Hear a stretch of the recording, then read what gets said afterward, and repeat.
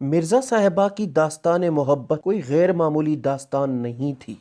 مرزا صاحبہ پنجاب کے ان 4 مشہور داستان محبت میں سے ایک ہے جس میں ہیر رانجھا، سوہنی ماہیوال، سسی پنو شامل ہیں۔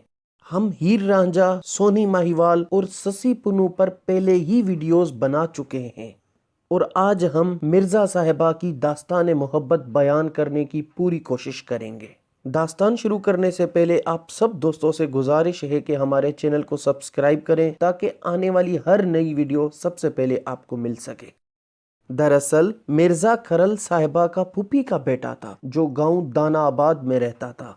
ایک دن مرزا کھرل کا ماموں کھیوا خان جو سیال قبیلے کا سردار تھا، وہ اپنی بہن سے ملنے گاؤں دانا آباد آیا۔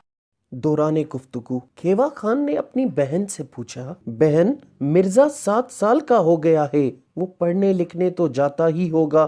اس کی بہن نے افسردہ انداز میں کہا، نہیں بھائی، یہاں قریب قریب میں کوئی مدرسہ نہیں ہے۔ تو اس پر کھیوا خان نے اپنی بہن کو کہا کہ آپ مرزا کو میرے ساتھ بھیج دو، میں اس کو وہاں اپنے گاؤں میں پڑھاؤں گا۔ پھر مرزا اپنے ماموں کے ساتھ اس کے گاؤں پڑھنے لکھنے آ گیا۔ اگلے ہی روز مرزا اپنے ماموں کی بیٹی صاحبہ کے ساتھ پڑھنے مدرسے چلا گیا، اور اس طرح دونوں ساتھ پڑھنے لگے۔ وقت گزرتا گیا، مرزا اور صاحبہ اب بڑے ہو چکے تھے۔ ان کا ایک ساتھ کھانا پینا، مدرسے آنا جانا بہت سارے لوگوں کو برا لگنے لگا، اور ان کے ساتھ پڑھنے والے سارے بچے ان سے جلنے لگے۔ اسی لیے کسی نے مدرسے کے قاضی سے مرزا اور صاحبہ کی شکایت بھی کر دی تھی، مگر قاضی نے اس شکایت پر کوئی توجہ نہیں دی۔ ایک روز جب مرزا اور صاحبہ مدرسے کی سیڑھیوں پر بیٹھے پیار محبت اور ساتھ جینے مرنے کی باتیں کر رہے تھے، تب یہ ساری باتیں مدرسے کا قاضی سن لیتا ہے۔ قاضی نہایت ہی عقل مند اور دانا تھا، اس لیے وہ اگلے ہی روز صاحبہ کے والد کھیوا خان کے پاس جاتا ہے اور اس سے اپنی بیٹی کی شادی کا مشورہ دیتا ہے۔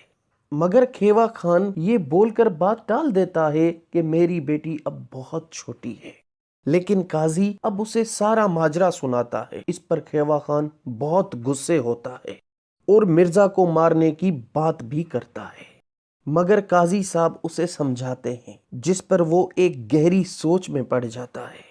خیر، صاحبہ کے والد پوری رات یہی سوچتا ہے کہ اسے کیا کرنا چاہیے۔ کیا مرزا اور صاحبہ کی شادی کر کے سارا مسئلہ یہیں حل کر دینا چاہیے، یا پھر دونوں کو مار کے ان کے ٹکڑے کر دینے چاہیے؟ صاحبہ کے والد کھیوا خان اگلے ہی روز صاحبہ کو مدرسے جانے سے روک دیتا ہے، اور قاضی سے سنا ہوا سارا ماجرا اپنے دونوں جوان بیٹوں کو سنا دیتا ہے، اور دونوں بیٹوں کو خون خرابے سے بھی روکتا ہے، اور اس کے دونوں بیٹے بھی مان جاتے ہیں۔ دوسری طرف صاحبہ یہ پورا ماجرا مرزا کو بتاتی ہے اور اسے یہاں سے چلے جانے کے لیے قسمیں بھی دیتی ہے، جس پر مرزا مان جاتا ہے۔ مگر جب یہ بات صاحبہ کے والدہ کو پتہ چلتی ہے تو وہ صاحبہ کو بہت مارتی پیٹتی ہے اور اسے لہو لوہان کر دیتی ہے۔ مرزا نے صاحبہ سے وعدہ کر لیا تھا کہ وہ اس کے گھر نہیں آئے گا، مگر وہ اپنے دل کا کیا کرتا، اس نے اس کو کچھ اس طرح اکسایا کہ وہ دل کے ہاتھوں مجبور ہو گیا اور اپنے گھر کے جانے کے بجائے صاحبہ کی گھر کی طرف چل پڑا۔ دروازہ کھولتے ہی اس کی مامی نے اسے گالیاں دینا شروع کر دی، اس کو مارا پیٹا، اور آخرکار صاحبہ کی ریکویسٹ پر وہ وہاں سے چلا گیا۔ وہاں سے جانے کے بعد وہ اپنے گاؤں دانا آباد نہیں گیا، بلکہ صاحبہ کے گاؤں میں ہی اپنی خالہ کے گھر چلا گیا اور وہاں رہنے لگا۔ وہاں اس نے تیر بازی بھی سیکھی، مگر کسی کام میں اس کا دل نہیں لگ رہا تھا۔ ایک دن اس نے ساری بات اپنی خالہ کو بتا دی۔ اس کی خالہ نے اس کو ایک بار کسی بہانے سے صاحبہ سے ملوایا بھی تھا، مگر صاحبہ کے گھر والوں کو اس بات کا پتہ چلا تو وہ مرزا سے لڑنے آئے، مگر اس کی خالہ نے اس کو پہلے ہی گاؤں دانا آباد بھیج دیا تھا۔ اس دوران صاحبہ کی ماں باپ اس کی شادی طے کر دیتے ہیں۔ صاحبہ اس بات سے بہت اداس تھی، اس لیے اس نے مرزا کو پیغام بھجوایا کہ صاحبہ نے تجھے بلایا ہے۔ این شادی سے کچھ دن پہلے مرزا صاحبہ کے گھر کے پیچھے صاحبہ سے ملنے آتا ہے۔ اور اس کو اپنے ساتھ گھوڑے پر بٹھا کر چل پڑتا ہے اور کسی کو کانوں کان خبر نہیں ہوتی ہے۔ مرزا مسلسل گھوڑا دوڑا رہا تھا۔ ایک جگہ آ کر مرزا نے گھوڑا روکا کیونکہ وہ بہت تھک گیا تھا، مگر صاحبہ نے بہت سمجھایا، مرزا یہ سونے کا وقت نہیں ہے، گھر والے ہمارے پیچھے آتے ہی ہوں گے۔ مگر مرزا نے صاحبہ کی بات کو سنی انسنی کر دی، پھر تیر اور کمان ایک سائیڈ پر رکھ کر سو گیا۔ صاحبہ نے اسے اٹھانے کی بہت کوشش کی مگر وہ نہ اٹھا۔ آخر کار صبح ہو گئی اور صاحبہ کو دور سے اپنے بھائی گھوڑوں پر نظر آئے۔ وہ مرزا کو اٹھانے والی ہی تھی کہ اس کے دل میں اپنے بھائیوں کے لیے خیال آیا کہ مرزا ان کو تیروں سے مار دے گا، کیونکہ صاحبہ مرزا کی تیر بازی سے واقف تھی۔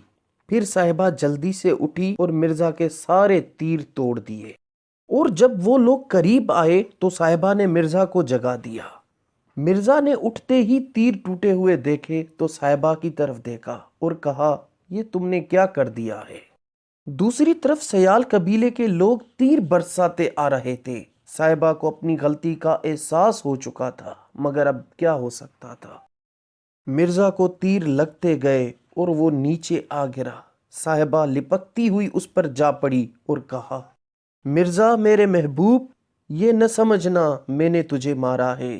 سچ تو یہ ہے کہ میرے بھائیوں نے بھی تجھے نہیں مارا، تجھے تیری نیند نے، تیری غفلت نے مار دیا، اور مجھے تیرے عشق نے مار دیا۔ مرزا مسلسل صاحبہ کو دیکھے جا رہا تھا۔ یہ سب سن کر، یہ سچ ہے صاحبہ کہہ کر مرزا اس دنیا سے جا چکا تھا۔ مرزا کے گرنے کے بعد بھی سیالوں کے تیر نہ رکے اور آخر کار صاحبہ کی بھی جان انہی تیروں نے لے لی، اور اس طرح دونوں کو قتل کر دیا گیا۔ مرزا اور صاحبہ کی آخری آرام گاہ دان آباد میں ہے۔ عشق میں اپنی جان سے گزر کر وہ امر ہو گئے۔ لوک گیتوں میں، خیال اور شاعروں کے کلام میں، لکھنے والوں کی کہانیوں میں آج بھی ان کی محبت زندہ ہے، اور شاید رہتی دنیا تک زندہ رہے گی۔